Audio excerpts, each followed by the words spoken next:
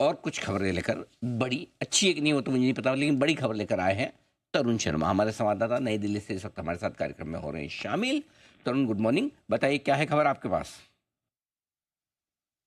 Sir ये इस खबर के लिए मैं आपको थोड़ा-सा फ्लैशबैक में लेके जाना चाहूँगा। सर बजट से पहले हमने कहा था कि जो शिपिंग सेक्टर है उसको इंफ्रास्ट्रक्चर का स्टेटस मिल सकता है, स्पेशली शिप बिल्डिंग के लिए। और बजट के अंदर वो होता हुआ दिखाई दिया। उसके साथ-साथ हमने कहा था कि 2025 का जो साल होगा वो शिपिंग के लिए बहुत इम्पोर्टेंट और शिपिंग ईयर एक तरीके से हो सकता है। तो अब वैसा ही होता हुआ देश के अंदर दिखाई दे रहा है, क्योंकि कई ऐसी कंपनीज़ हैं जो देश के अंदर या तो शिप बिल्डिंग की मैन्युफैक्चरिंग लगाना चाहती है या रिपेयर के लिए वो देश के अंदर आना चाहती है, या ये कहें कि वो अपनी वैल्यू चेन में इंडिया को इंक्लूड करना चाहती है। तो इसके लिए दुनिया की जो 3 बड़ी कंपनियां हैं, चाहे मर्स्क हो, सीएमए सीजीएम हो या मेडिटेरियन हो, ये तीनों ही कंपनीज जो हैं वो यहाँ पर एमआरओ या शिप बिल्डिंग के लिए यहाँ पे करार करने के लिए इच्छुक हैं। यहाँ पे वो यहाँ की जो फैसिलिटीज हैं उनको भी देख रही हैं। इसके साथ साथ कई कंपनीज के साथ भी उनकी बातचीत चल रही है, उनकी कैपेसिटी को भी वो जायजा ले रही है। इसके साथ साथ जो मैंने वैल्यू चेन की बात करी, उसके लिए एसडी हुंडई,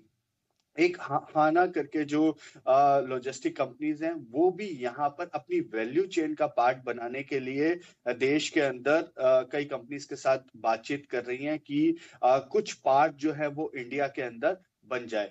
यदि इसके लिए मैं यदि सीएमए सीजीएम की बात करूं, तो हाल ही में जब प्रधानमंत्री फ्रांस गए थे तो उनकी कैपेसिटी बिल्डिंग, उनके टेक्नोलॉजी सेंटर को भी प्रधानमंत्री ने विजिट किया था, तो वहां से बातचीत और आगे बढ़ी।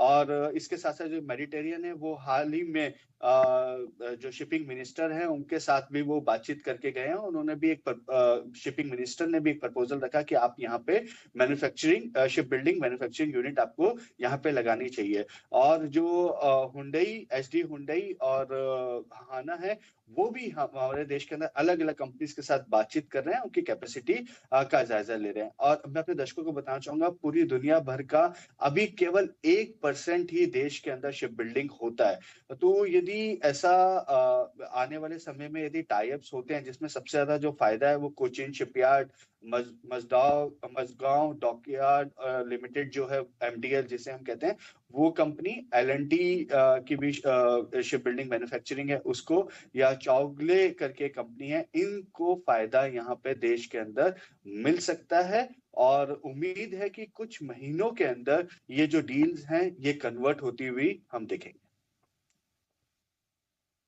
ये है आपके लिए शिपिंग बिजनेस से लेकर और शिपयार्ड बनाने वाली कंपनी के लिए बड़ी खबर। लेकिन एक चीज़ बताएं तरुण, आप कह रहे हैं भाई कि सरकार का फोकस तो है शिप मैन्युफैक्चरिंग पे, और क्षमता विस्तार के लिए विदेशी कंपनियों को भी लाने का प्लान है। तो ऐसे में हमारी जो घरेलू कंपनियां, उनके लिए कंपटीशन नहीं बढ़ेगा? आप इसको कह रहे हो पॉजिटिव है, फिर कंपटीशन भी तो बढ़ सकता है। हाँ, देखिए सर, अभी हम यहाँ पे इतनी ज्यादा कंपनीज यहाँ पे नहीं जो है वो मैन्युफैक्चरिंग के अंदर नहीं है। तो कंपटीशन आपस में बनाने के लिए जरूर बढ़ेगा।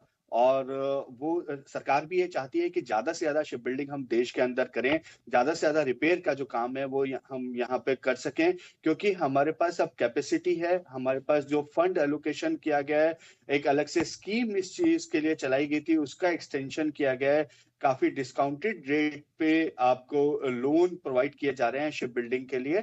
क्योंकि पूरे देश भर में जब हमने रशिया यूक्रेन वॉर देखी, या जो हमास वॉर देखी, तो उसमें हमने देखा कि हमारी जो शिप बिल्डिंग या शिप लॉजिस्टिक्स जो पार्ट था वो पूरी तरीके से डिस्टर्ब हो गया था। उसके बाद से ही सरकार ये चाहती है कि देश के अंदर ही हम इंडिजीनियस तरीके से इस चीज को तैयार करें, जिससे हमारी जो डिपेंडेंसी है वो कहीं ना कहीं दूसरी कंट्रीज पे ना रहे।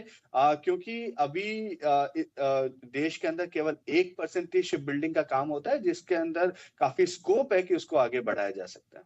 ओके, तो ये है आपके लिए पूरी की पूरी बड़ी खबर शिपिंग कॉरपोरेशन, शिपिंग इंडस्ट्री को लेकर आती हुई तरुण की तरफ से। धन्यवाद तरुण, ये बेहतरीन खबर बताने के लिए। आइए बढ़ते हैं आगे और करते हैं 10 की कमाई की शुरुआत, और उसके बाद धर्मेश जी से भी पूछेंगे कि वाकई में इसका असर कितना पड़ेगा और शिपिंग स्टॉक्स पर इस वक्त उनकी क्या राय है। लेकिन उससे पहले 10 की कमाई।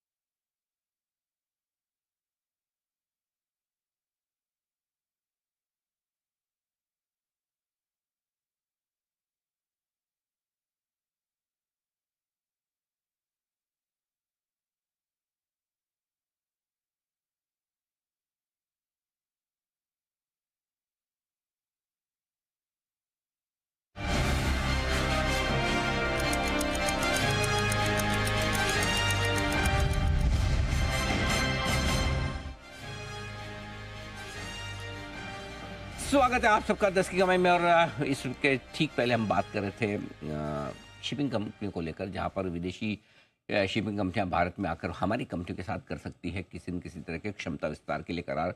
Mazagaon dock shipping, Cochin shipyard जैसी कंपनियों पर एक बार जरा राय ली जाए धर्मेश जी से। धर्मेश जी, विचार रखें आप अपने।